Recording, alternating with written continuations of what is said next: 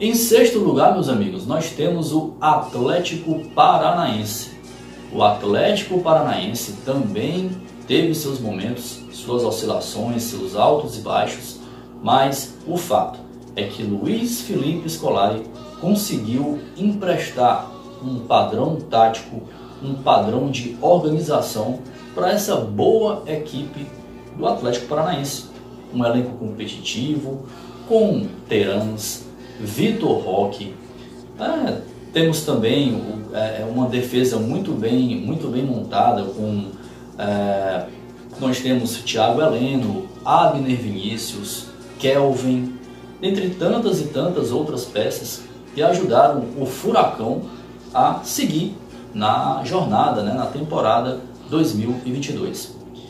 Este Atlético Paranaense foi até as quartas de final da Copa do Brasil, sendo eliminado para o futuro campeão, seria o campeão Flamengo. Conseguiu chegar à decisão da Copa Conmebol Libertadores, para medir forças também contra o Flamengo. O Flamengo foi campeão, 1-0, e o Atlético Paranaense, em diversos momentos, enfrentou muitas dificuldades no Campeonato Brasileiro, mas nas rodadas finais, logo após a perca da Libertadores, o Atlético Paranaense viu uma condição em que temos que assegurar uma vaga, temos que assegurar a nossa classificação para pelo menos figurar no G6 do Campeonato Brasileiro. E na rodada 38 venceu dentro de casa a equipe do Botafogo por 3-0 e que garantiu os paranaenses na fase de grupos da Copa Conmebol Libertadores 2023.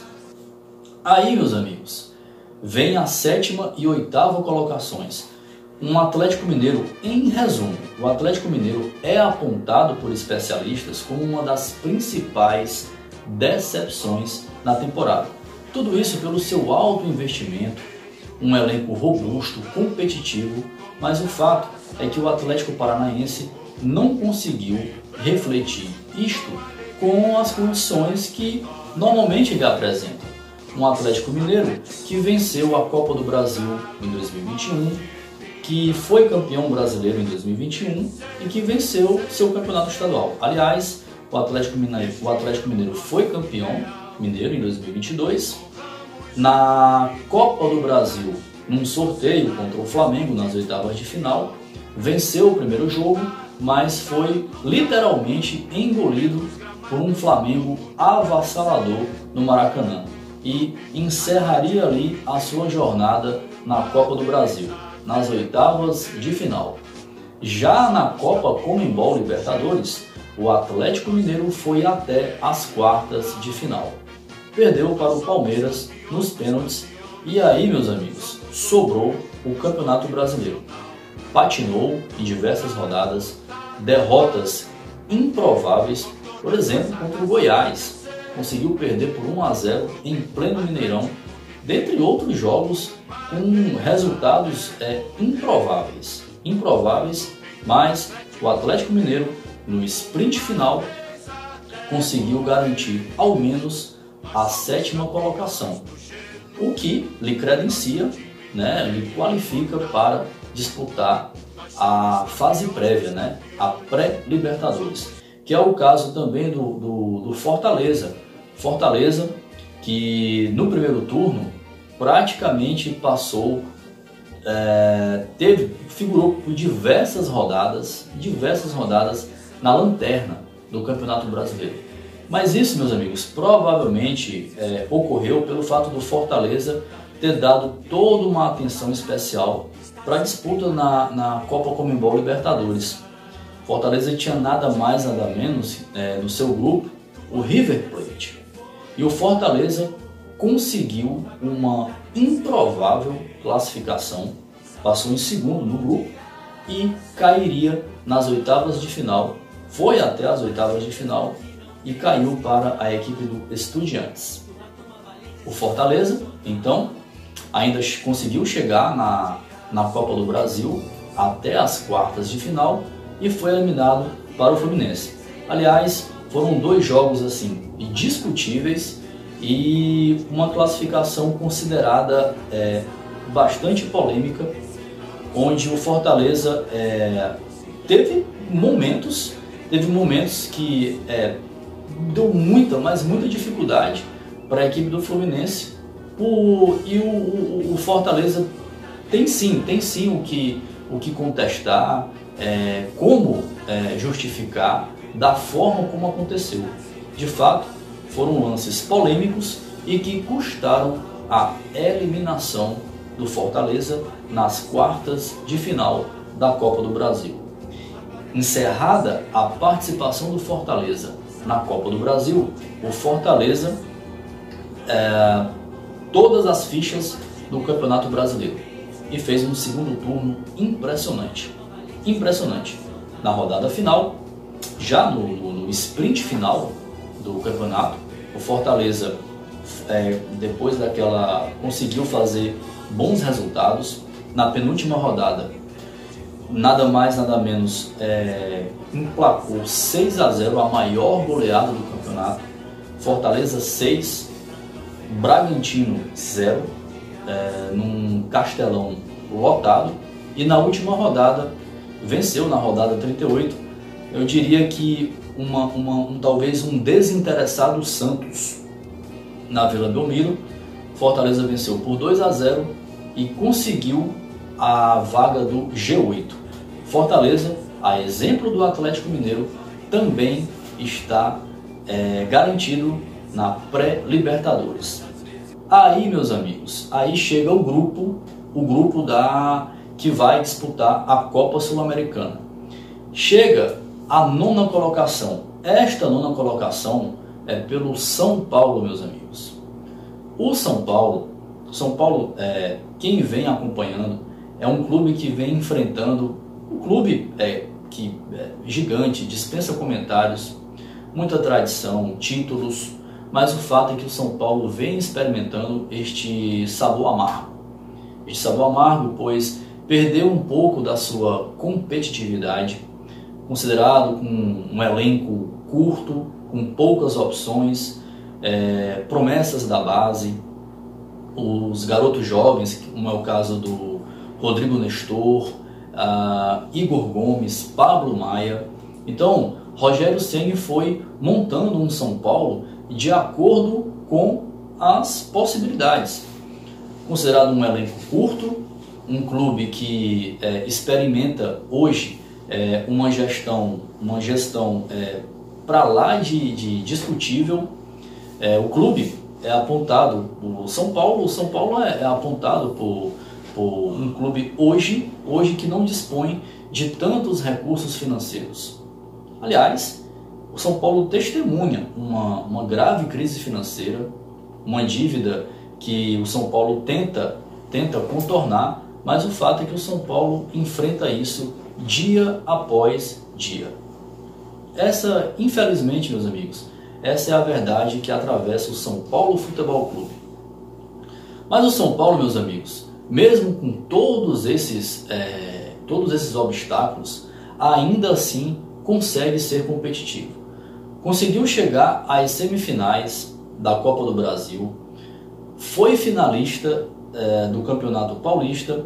A sua grande oportunidade era tida na Copa Sul-Americana. Conseguiu também chegar à decisão e perdeu, não conseguiu ser competitivo diante da equipe do Independiente del Valle na Argentina, acabou perdendo a decisão. Os equatorianos foram os campeões e no Campeonato Brasileiro o São Paulo não conseguiu se recuperar a tempo. Até ensaiou lampejos de que conseguiria as últimas vagas, né, para pré-Libertadores. Chegou a flertar em alguns momentos com o 6º lugar. São Paulo que ainda chegou a figurar, olha aí pessoal, São Paulo ainda chegou a figurar na liderança do campeonato, mas isso ainda no primeiro turno e por uma rodada. E depois o São Paulo até começou bem, começou bem o Campeonato Brasileiro, vencendo por 4-0 na estreia, né, contra o Atlético Paranaense. Nesse jogo teve um hat-trick do Jonathan Calleri, fez 3 gols. São Paulo venceu por 4-0 a equipe do Atlético Paranaense, mas já na segunda rodada já conheceria a sua primeira derrota, essa derrota contra o Flamengo no Maracanã, 3-1. Então, meus amigos, o São Paulo teve notório isso, muitas oscilações, altos e baixos, e o São Paulo, ao final, mesmo na rodada 38, tendo conseguido fazer um resultado para lá de expressivo, venceu a equipe do Goiás por 4-0 na Serrinha, em Goiânia, no Ailê Pinheiro. O São Paulo fez o seu dever fora de casa, mas pagou o preço pelas rodadas mais recentes, pelas rodadas anteriores. Fez um bom primeiro tempo contra o Fluminense, já no segundo tempo o time foi engolido, permitiu a reação dos cariocas e o Fluminense asfixiou, sufocou São Paulo, venceu por 3-1. Depois o São Paulo teve um empate, né, contra o Atlético Mineiro, 2-2 no Morumbi. Teve também a derrota para a equipe do Internacional que fez apenas o suficiente. Talvez um resultado mais justo seria um empate, mas o fato é que o São Paulo experimentaria mais um revés no Campeonato Brasileiro. O clima, né, dentro do elenco, dentro do grupo, com possíveis rachas, atritos entre jogadores e Rogério Ceni, o fato é que o São Paulo teve, né, na rodada 38, durante alguns minutos, o São Paulo chegou a figurar no G8, mas com a vitória do Fortaleza na Vila Belmiro diante do Santos, o São Paulo terminou o Campeonato Brasileiro na 9ª colocação com 54 pontos. Em 10º, meus amigos, tivemos o América Mineiro, que fez um Campeonato Brasileiro dentro das suas expectativas, consegue permanecer na elite, conseguiu chegar até as quartas de final da Copa do Brasil, conseguiu chegar na fase de grupos da Copa Libertadores, não avançou e durante o Campeonato Brasileiro fez bons jogos. Uma equipe muito bem treinada, muito bem comandada pelo técnico Wagner Mancini e que por pouco não conseguiu a vaga pelo menos para esse G8. Em 11º, um Botafogo recém-egresso, né, campeão brasileiro da Série B em 2021.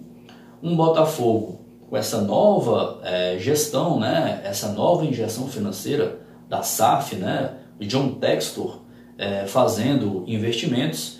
O fato é que esse Botafogo apresentou diversos momentos de oscilação durante a temporada, que é normal. Botafogo neste Campeonato Brasileiro é algo muito interessante, dito por especialistas, né, observado por qualquer um que acompanha o campeonato. Este Botafogo, curiosamente, conseguiu inúmeras vitórias fora de casa. Já dentro de casa, o Botafogo perdeu muitos pontos. Talvez neste aspecto, neste quesito, o Botafogo acaba pagando o preço e acaba justificando a sua colocação. Mas o fato é que o Botafogo consegue o seu objetivo, que era de fato a permanência na primeira divisão. Em 12º tivemos um Santos com diversas limitações, inúmeras limitações, com mudança de comando. Teve o Fabian Bustos, ainda teve o Lisca para tentar dar uma nova pegada, uma nova cara para um limitadíssimo Santos, que enfrenta também sérios problemas financeiros. Aliás, o Santos também pode vir a virar uma SAF a partir de 2023, novos caminhos para o peixe. O Santos foi uma equipe que, em diversos momentos, uma equipe com um certo desinteresse na temporada, conseguiu chegar às oitavas de final da Copa do Brasil, foi eliminado para o Corinthians, tá certo? Na Copa Sul-Americana foi até as oitavas de final, foi eliminado para a equipe do Deportivo Táchira e teve o Campeonato Brasileiro para tentar salvar a temporada, mas ficou mesmo com a vaga na Copa Sul-Americana. O Santos terminou o campeonato na 12ª colocação. Alguns nós já sabemos, né, nós conhecemos, né, o Santos tem no seu elenco o ótimo goleiro João Paulo, por exemplo, né, Marcos Leonardo, um atacante que dispensa comentários, né, pretendido por outras equipes, mas ao que tudo indica deverá ficar na Vila Belmiro. Em 13º tivemos o Goiás também, que conseguiu, né, cumprir com o seu objetivo. Perdeu, é verdade, na última rodada por 4-0 para a equipe do São Paulo. Fato é que Jair Ventura conseguiu o objetivo principal. O objetivo principal da equipe esmeraldina, de fato, era permanecer na Série A. O Goiás terminou o campeonato, meus amigos, na 13ª colocação, com 46 pontos em 38 jogos, com 11 vitórias, 13 empates, 14 derrotas, marcou 40 gols. O aproveitamento da equipe esmeraldina, 40%. Em 14º, tivemos a equipe do Bragantino. O Bragantino, pelo seu suporte, né, pelo seu suporte financeiro, o aporte financeiro, esperava-se muito mais do Massa Bruta. Essa que é a grande verdade. Conseguiu manter, né, seu treinador, o Maurício Barbieri, foi demitido já nas últimas rodadas, depois daquela goleada acachapante, sofrida diante do Fortaleza, 6-0, né, não há treinador que resista. O fato é que o Bragantino experimentou momentos de muita oscilação e foi uma equipe que, digamos, deixou a desejar. Uma equipe que disputou, né, a Copa Libertadores, começou até bem no seu grupo, um grupo que tinha o Vélez Sarsfield, por exemplo, tá? O Bragantino começou bem, mas não conseguiu avançar, ficou por aí mesmo, ficou na fase de grupos. Um Bragantino que foi eliminado para a equipe do Goiás na Copa do Brasil e praticamente só restou o Campeonato Brasileiro. Mesmo assim, a equipe do Massa Bruta, mesmo com o seu alto investimento, não conseguiu fazer um bom campeonato e é apontado por especialistas como uma equipe que deixou bastante a desejar. Mesmo assim, diante de alguns pontos importantes que conseguiu no Campeonato Brasileiro, ainda assim conseguiu conquistar a última vaga para a Copa Sul-Americana. Em 15º, meus amigos, tivemos o Coritiba. O Coritiba também uma equipe que conseguiu o acesso, né? Conseguiu o acesso na última temporada, conseguiu o seu objetivo. Conseguiu seu objetivo, que era manter-se na Série A, e comemorou principalmente após a vitória já nas últimas rodadas, diante de um alternativo Flamengo no Couto Pereira. Coritiba conseguiu o seu objetivo, que era manter-se na Série A. Bons valores. Lá temos o Aleph Manga, por exemplo, fez muitos gols no campeonato, ajudou bastante a equipe do Coxa a garantir o seu objetivo, que era, de fato, a permanência na Série A. Em 16º tivemos o Cuiabá. O Cuiabá também é outra equipe que também não vai disputar competições internacionais, Copa Sul-Americana, Libertadores, e tampouco foi rebaixada. Conseguiu também estabelecer seu objetivo, a permanência na Série A. Cuiabá também que enfrentou momentos complicados, delicados, dificílimos durante a temporada, mas consegue se manter na Série A. E os rebaixados? O Ceará que foi considerado até longe na Copa Sul-Americana, fez uma honrosa participação na fase de grupos, foi até as quartas de final e por conta dessa participação considerada até longínqua na competição internacional, isso depois acabou que enfrentou problemas durante o andamento da competição. O Ceará foi caindo tabela por tabela, rodada por rodada, e nas últimas rodadas não conseguiu se manter, e agora, depois de figurar por cinco edições cinco edições na Série A, agora o Ceará vai disputar o rebaixado, né? O Ceará vai disputar o Brasileirão Série B em 2023. A exemplo de um Atlético Goianiense, um Dragão que também conseguiu fazer bonito na Copa Sul-Americana, chegou até as semifinais, eliminou gente grande, por exemplo, na fase de grupos, conseguiu desbancar a LDU.